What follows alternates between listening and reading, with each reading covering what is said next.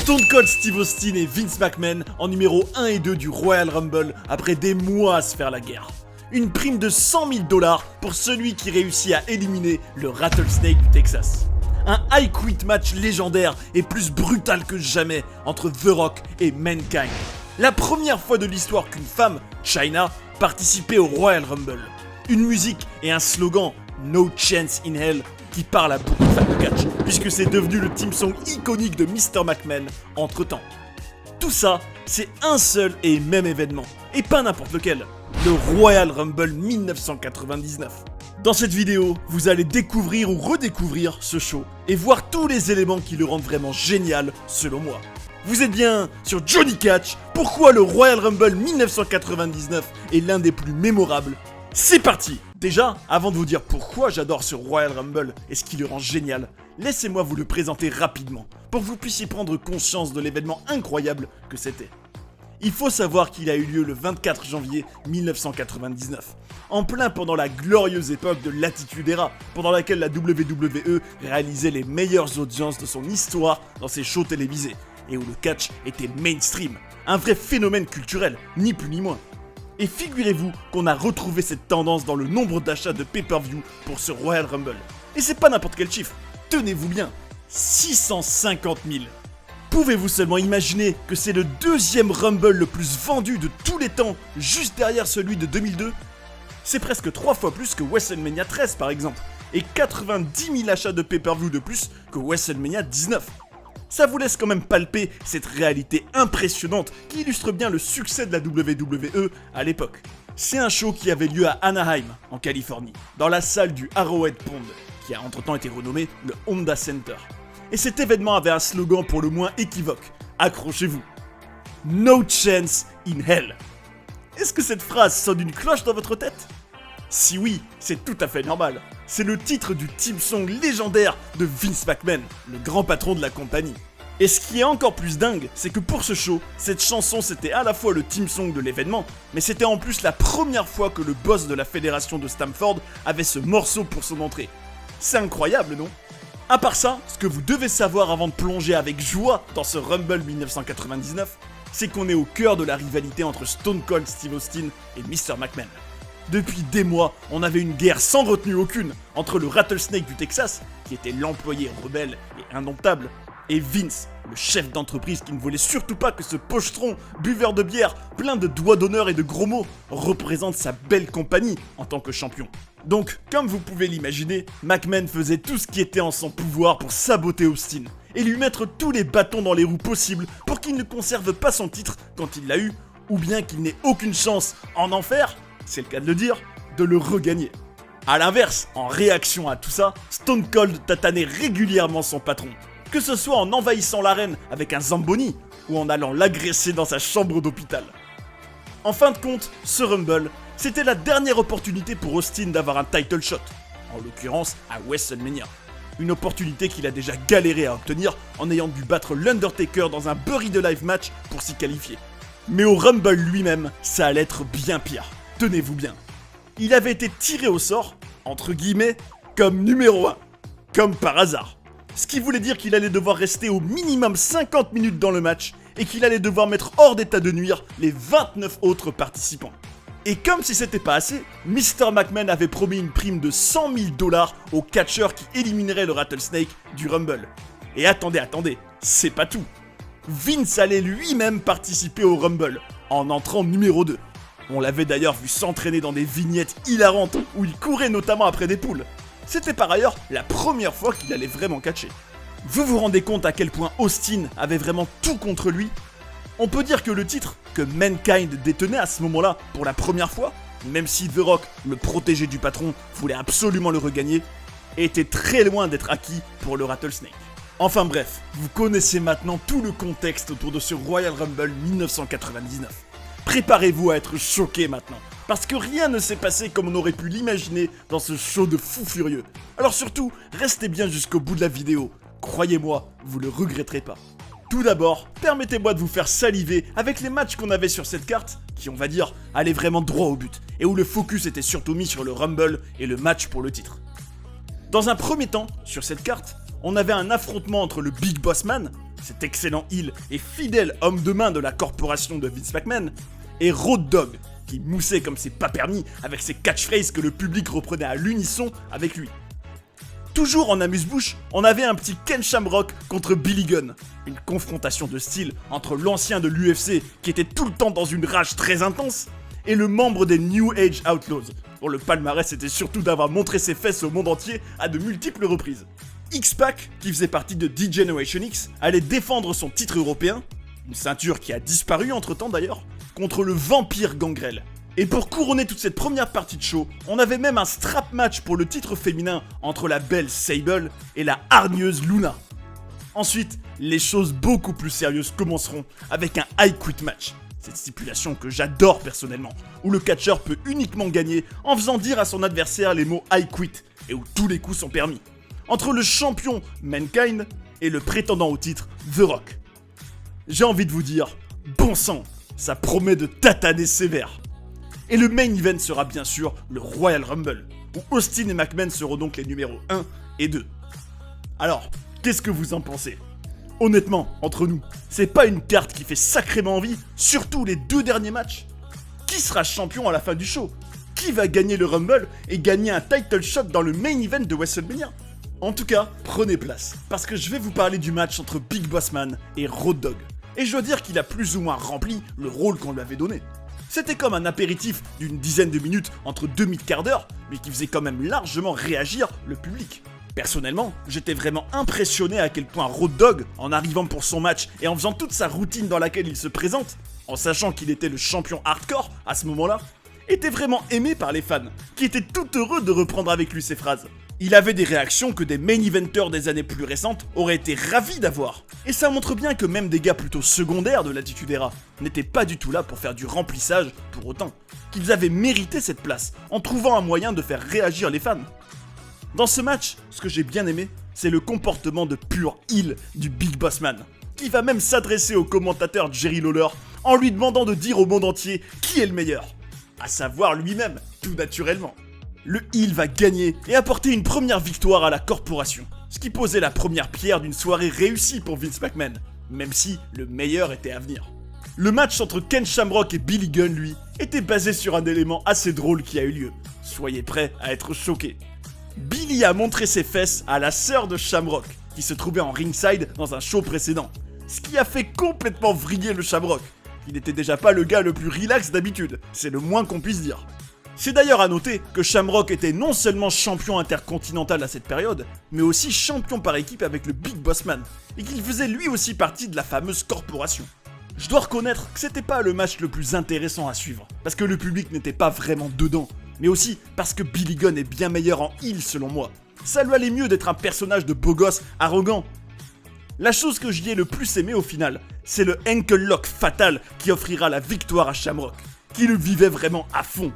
Il est habité par son personnage, ça c'est sûr, et c'est une qualité, encore plus avec ce côté sportif ancien de l'UFC.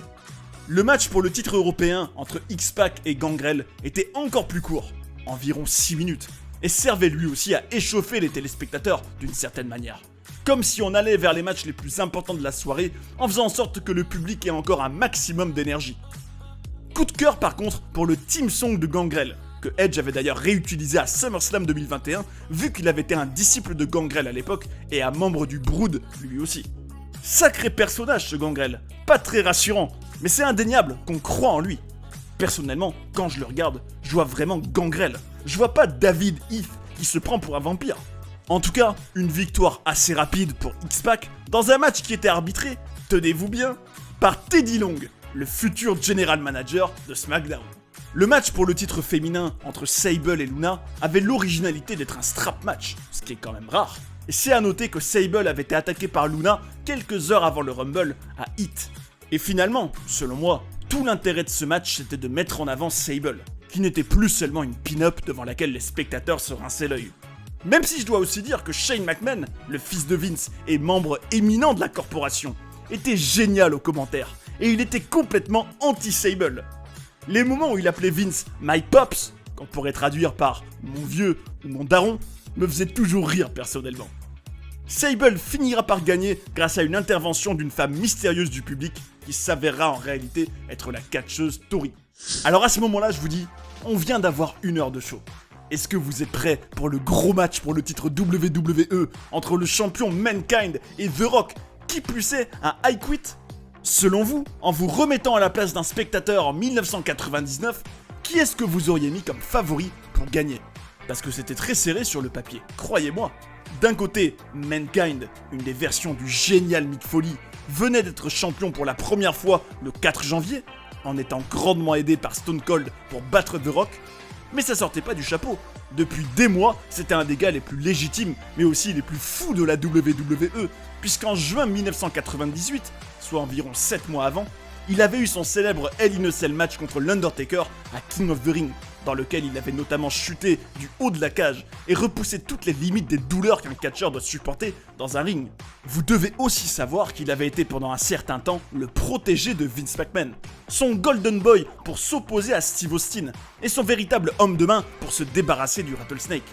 Mais à Survivor Series, quelques mois plus tôt, Mankind avait été trahi par Vince et avait eu la désagréable surprise de découvrir que le nouveau protégé du patron était désormais The Rock, qui avait gagné son premier titre WWE à ce fameux Survivor Series.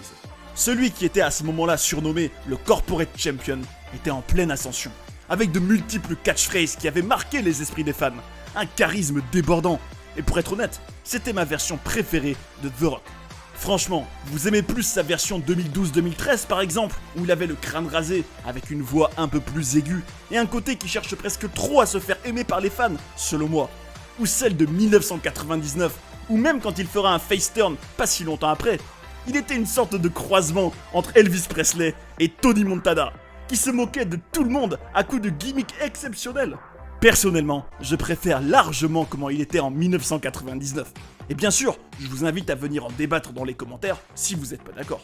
On avait d'ailleurs une promo de The Rock en coulisses juste avant le match dans laquelle il m'a vraiment impressionné. Je vous le dis comme je le pense. Il y était avec Michael Hayes et il y sortait avec un ton très naturel et spontané la plupart de ses catchphrases. SmackDown Hotel, The Rock Says, Millions and Millions, Jabroni Drive, Know Your World Boulevard, Rudy Poo, If You Smell What The Rock Is Cooking, et j'en passe. On peut dire que c'est vraiment tout le petit théâtre de Rocky. Mais là où il m'impressionne, c'est que pour caler toutes ces expressions, il y a très forte chance que cette promo ait été écrite et qu'il l'ait apprise par cœur. Et pourtant, il réussissait à la jouer d'une manière qui sonnait totalement authentique, sans que ça paraisse jamais artificiel du tout. Au contraire, il était en pleine confiance et il faisait vraiment rêver. On peut dire que les promos de The Rock à l'époque, c'était caviar. Pour votre information, c'est une période où il catchait pas en slip comme il en avait l'habitude, et où il avait une sorte de pull et un jogging dans le ring. Et en fait, la raison en est très simple. Il avait fait une opération dans laquelle on lui avait retiré du gras de ses pectoraux, et cette tenue servait en réalité à cacher les cicatrices pendant quelques semaines. Dans ce I Quit match, les deux hommes vont vraiment se faire la misère pendant environ 22 minutes. Et j'ai pas peur de dire qu'il fait partie des matchs les plus violents que j'ai jamais vus. Pour une raison très simple, et on va y revenir. Les multiples coups de chaise en pleine tête qui ont été interdits par la WWE depuis. Il y a deux éléments en particulier dans cette stipulation du I Quit que je trouve vraiment géniaux. Ils peuvent aller partout dans l'arène sans problème et l'arbitre tient toujours un micro pour qu'éventuellement un des catcheurs y prononce la phrase I Quit. Ce que je trouve excellent dans cet élément, c'est qu'il y a non seulement un suspense sur s'il va le dire ou pas, mais aussi le fait que ça peut permettre à l'un des deux de faire des courtes promos avec du trash talking en plein match. Ce qui est toujours divertissant, encore plus avec The Rock. Là par exemple, on l'entend plusieurs fois insulter Mankind avec ses expressions fétiches, ce que je trouvais super drôle. Quant à Foley, au fur et à mesure qu'il était de plus en plus en souffrance au fil du match, on avait hâte de savoir ce qu'il allait dire dans le micro face à un Rocky qui lui faisait du trash talking non-stop, ce qu'il fera même dans le casque des commentateurs dans une séquence. À un moment, Mankind lui dira même « Tu vas devoir me tuer !» Et nom d'un chien, qu'est-ce que c'était brutal! Non seulement il va emmener le combat partout, même au milieu des fans, avec notamment un spot où Rocky jette Mankind des gradins sur une table avec du matériel électrique qui va faire des grosses étincelles, l'électrocuter et couper le courant dans l'arène pendant quelques secondes. Mais surtout, à un moment, The Rock met des menottes à Mankind, qui ne peut donc plus se servir de ses bras, et qui sera donc impuissant quand le Brahma Bull ne lui donnera pas 9 coups de chaise, pas 10 coups de chaise, mais tenez-vous bien, 11 gros coups de chaise en pleine tête. Et ça, qu'est-ce que c'était choquant à voir. Est-ce que vous aussi, cette violence vous a laissé bouche bée? Mankind va saigner. On va vraiment avoir mal pour lui. C'était hallucinant. Et The Rock lui-même a déclaré un jour que toutes les choses que Foley l'autorisait à faire sur lui étaient incroyables. Ça mènera au finish de ce match qui est lui aussi d'une créativité extraordinaire, je trouve. Alors que Mankind est allongé par terre sur la rampe, le visage face au sol, et a l'air au bout du rouleau après tous ses coups de chaise, The Rock lui colle le micro contre la bouche sans qu'on voit vraiment la tête de Mankind. Et là, coup de tonnerre. On entend les mots « I quit ». Est-ce que le surhumain Foley a abandonné? Est-ce que c'en était trop pour lui? Mankind aurait-il craqué? La réponse est non. Mais ça, on ne le saura pas au Rumble, mais le lendemain à Monday Night Raw. En réalité, au moment précis où The Rock a tendu le micro vers la tête de Mankind, qui était dans les vapes, c'est un enregistrement de lui qui avait dit « I quit » quelques heures plus tôt dans le show Hit qui avait été diffusé. Un moment dans lequel il prédisait ce que The Rock allait dire dans ce match. Vous vous rendez compte de l'originalité de ce finish? Saisissez-vous les subtilités? Vous trouvez pas ça du génie honnêtement de diffuser un enregistrement de la personne qui parle pour faire croire qu'elle dit ces mots en direct?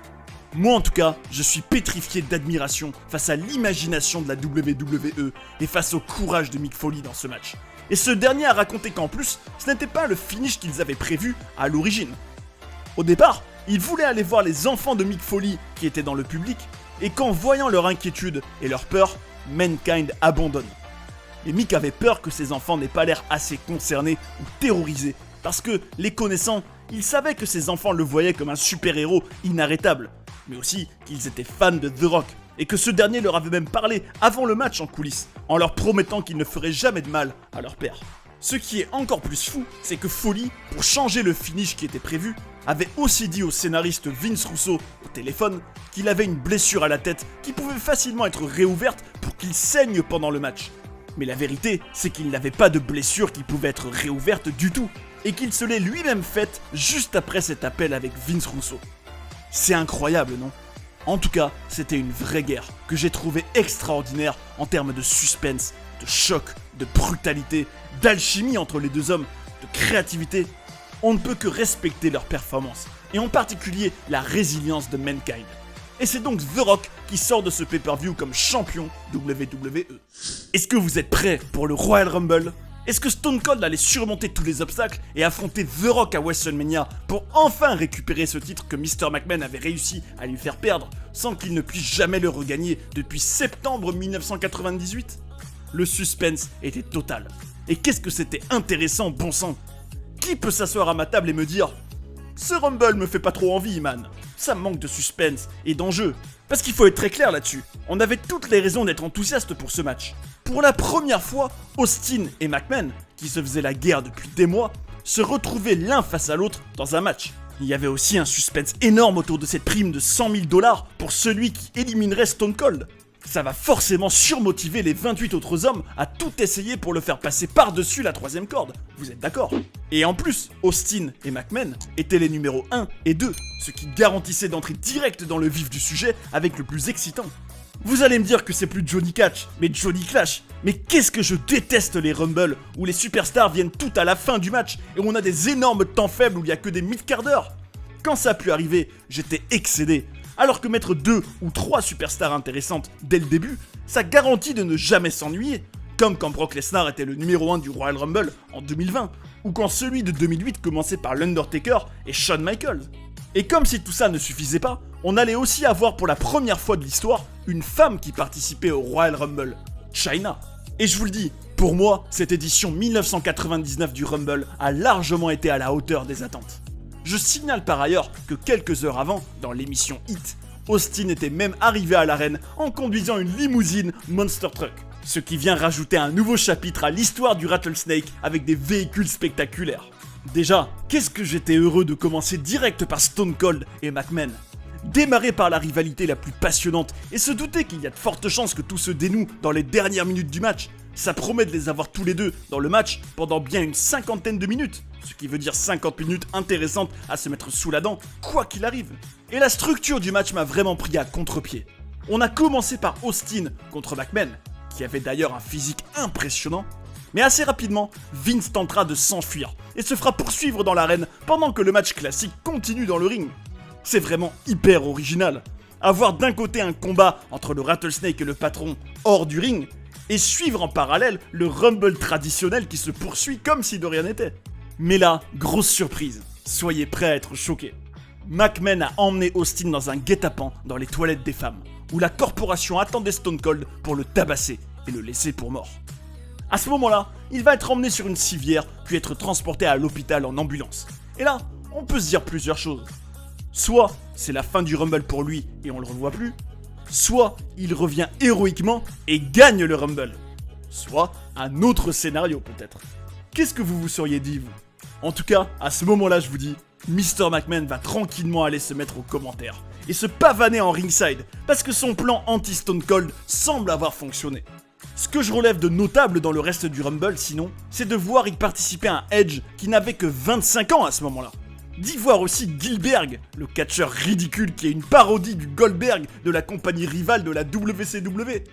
D'avoir le retour à la WWE du mastodonte Mabel, qui va se faire kidnapper en plein match par le Ministry of Darkness, le clan ténébreux de l'Undertaker, dont il deviendra un des disciples en étant renommé Viscera.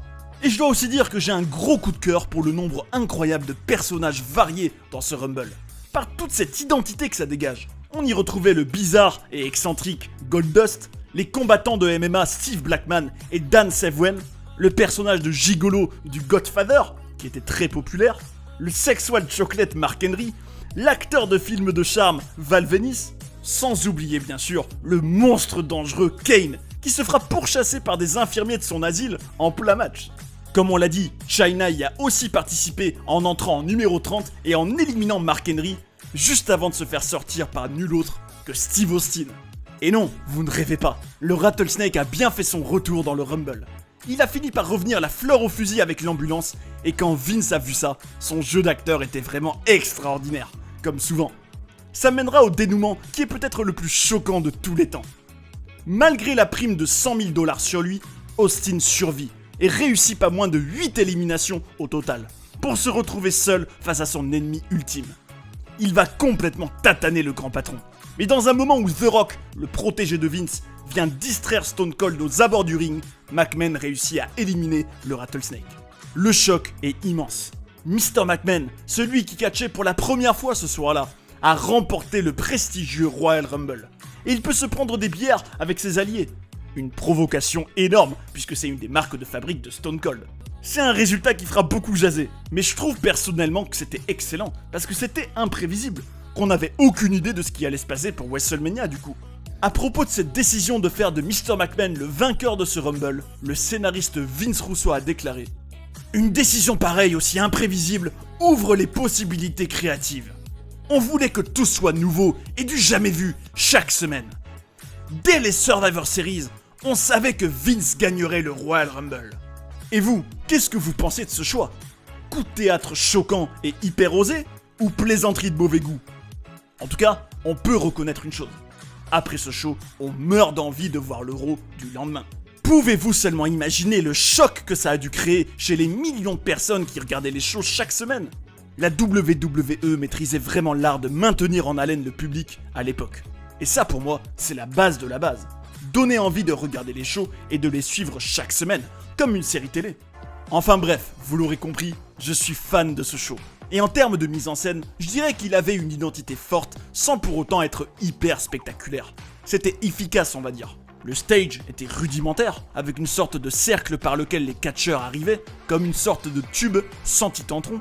C'est sûr que ça faisait un peu pâle figure par rapport au stage du Royal Rumble 2006 par exemple, qui était digne de la Rome antique. Mais j'ai l'impression qu'à l'Attitude Era, on était un peu moins dans cette culture du stage grandiloquent et du spectacle.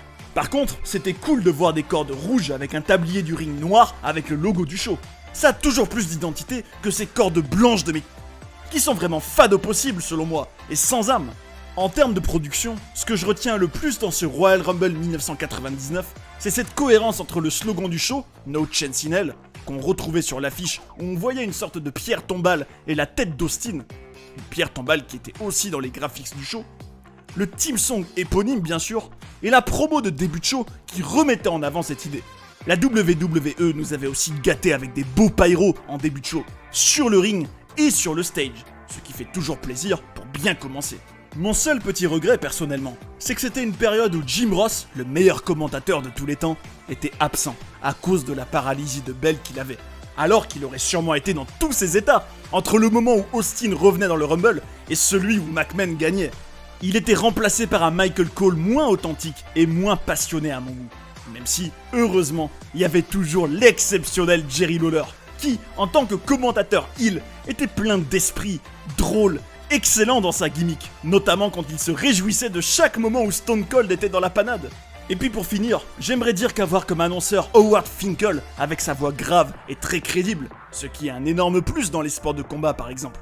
Il suffit de voir l'annonceur Bruce Buffer à l'UFC qui peut décupler la hype qu'on a pour un match rien que par son talent. C'était vraiment super. Pour toutes ces raisons, j'ai adoré ce Royal Rumble.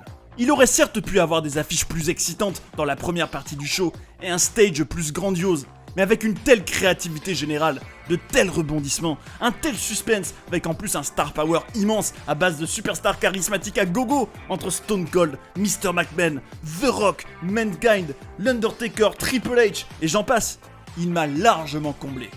Vive le Royal Rumble 1999 et vive l'Attitude Era. Maintenant, vous savez pourquoi j'adore ce Royal Rumble 1999 et pourquoi il m'a particulièrement marqué. Venez partager votre avis dans les commentaires si vous êtes peut-être moins convaincu par ce show ou alors tout aussi fanatique. S'il y a un Royal Rumble que vous trouvez bien plus marquant ou pas. De toute façon, le but de tout ça c'est d'en discuter ensemble, d'échanger nos points de vue avec respect tout naturellement. N'oublions jamais qu'on aime tous le catch dans le fond et qu'on forme une grande et belle communauté. D'ailleurs, si vous voulez découvrir nos documentaires sur des personnages fascinants comme Umaga, cette playlist devrait vous intéresser. Et sinon, cliquez ici pour connaître plein d'autres coulisses et controverses. J'espère que vous avez passé un beau moment devant cette vidéo et je vous invite à rester sur Johnny Catch pour en voir d'autres. A tout de suite.